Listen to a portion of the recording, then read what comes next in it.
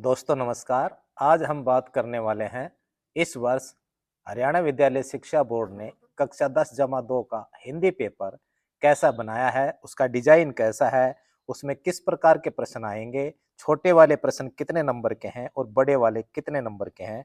तो आइए देखते हैं कि पेपर का डिजाइन क्या रहेगा। इस प्रश्न पत्र में दो खंड हैं, खंड ए और खंड ब।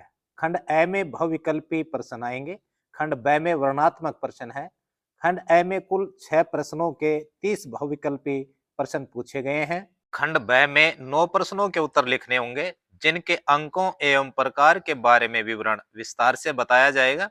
खंड ए में आपके लिए जो पहला प्रश्न है वो है अपठित गद्यांश। इस गद्यांश को ध्यान से पढ़ना है और इस गद्यांश के आधार पर ही आपको बहुविकल्पी प्रश्नों के उत्तर देने हैं। यह प्रश्न पत्र बड़ा महत्वपूर्ण है, हमने इसे चुना है आपके लिए। आइए इसे हल करते हैं और प्रश्न पत्र की रूपरेखा समझते हैं। पहला प्रश्न है, लोग गरीबी की एक भयंकर बुराई के रूप में क्या शिकायत करते हैं। दोस्तों इसका उत्तर है क और ख।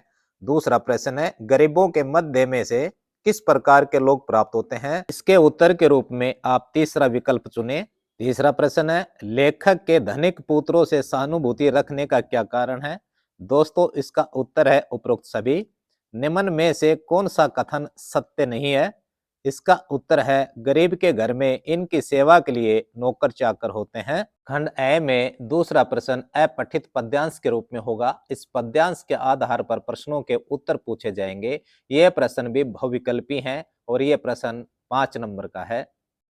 पद्यांश आधारित पहला प्रश्न है, कवि ने किसे भूल जाने की बात कही है। निर्माण की थकान। थके हुए कलाकार से कविता में कवि ने क्या प्रेरणा दी है। निरंतर चलने की। कवि ने उपरोक्त पद्यांश में क्या संदेश दिया है। अधूरे कार्य को दुगने उत्साह से संपन्न करना।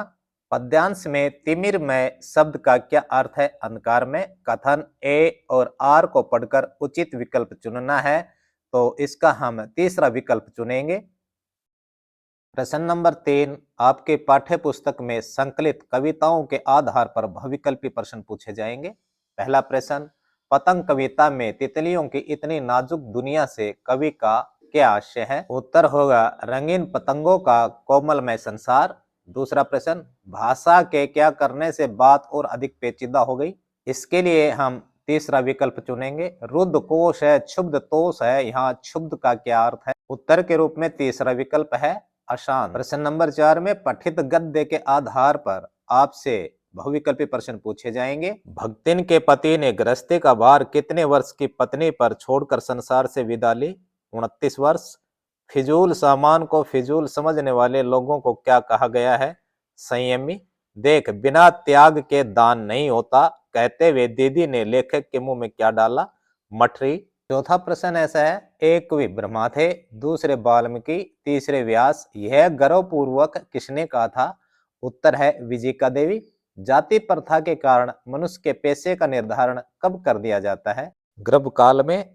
पांचवा प्रश्न अभिव्यक्ति एवं माध्यम पर आधारित बहुविकल्पीय प्रश्नों का होगा। पहला प्रश्न, सामान्य खबरों से अलग किसी घटनाओं, मुद्दों, समस्याओं का बारीकी से विश्लेषण कर पाठक तक पहुंचाना पत्रिका कहलाती है। विशेषीकृत रिपोर्टिंग। इंटरनेट पर एक सेकंड में कितने शब्द भेजे जा सकते हैं। 17,000। टेलीविजन किस प्रकार का माध्यम है। श्रव्य और दृश्य। किसी समाचार संगठन में निश्चित मानदेय पर काम करने वाले को पत्रकार कहते हैं। कौन सा पत्रकार। अंशकालिक। स्तंभ लेखन के संबंध में निम्न में से कौन सा कथन असत्य है। इसमें कथन तीसरा असत्य है कि संपादक द्वारा दिए गए विषय पर लेखक को स्तंभ लिखना पड़ता है। प्रश्न नंबर 6, व्याकरण पर आधारित निम्नलिखित बहुविकल्पीय प्रश्नों के उत्तर दीजिए। निम्न में से गुण संधि का सही उदाहरण है। इसका उत्तर है महर्षि। सत्याग्रह शब्द का उचित विग्रह छाटिए। सत्याग्रह शब्द का उचित विग्रह है सत्य के लिए आग्रह। पुस्तकालय शब्द में कौन सा समास है। संप्रदान तत्पुरुष समास। मैंने यह कुर्सी 100 रुपए में खरीदी, इस वाक्य में दोष है परसरग संबंधी। ये 4 वाक्य दिए हुए हैं, इनमें से कोई एक शुद्ध वाक्य है, तो शुद्ध वाक्य बनेगा बच्चे को फल काटकर खिलाओ।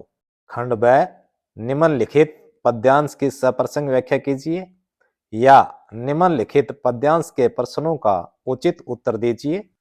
ये पद्यांश आपकी पाठ्य पुस्तक में संकलित कविताओं से लिए जाएंगे। पहला प्रश्न है, कवि और कविता का नाम लिखिए। कवि का नाम फिराक गोरखपुरी है और कविता का जो नाम है वो है रुबाइयां। बच्चा किसके मुंह को प्यार से देखता है? माता के। छलके छलके में कौन सा अलंकार है? पुनरुक्ति अलंकार है। दिवाली की शाम घर कैसे दिखाई दे रहे हैं? पूते और सजे। काव्यांश में रूपवती किसे कहा गया है? बच्चे की माँ को।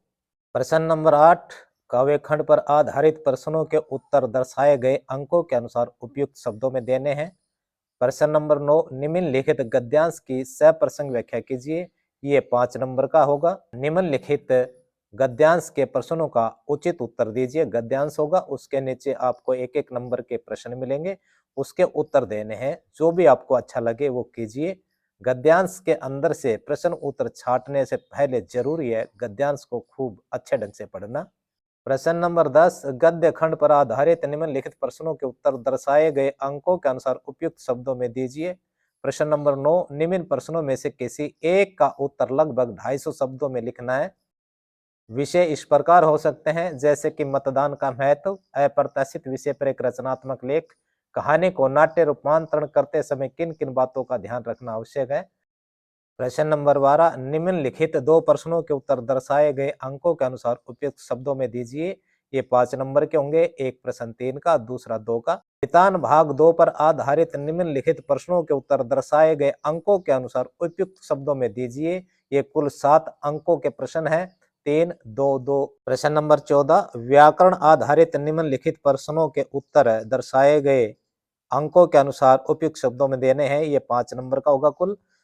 और फिर आदर्श जीवन मूल्य उत्तरा पर आधारित कुछ प्रश्न होंगे, कुल प्रश्न 4 होंगे, प्रत्येक प्रश्न का 2 अंक होगा, कुल अंक 8। धन्यवाद।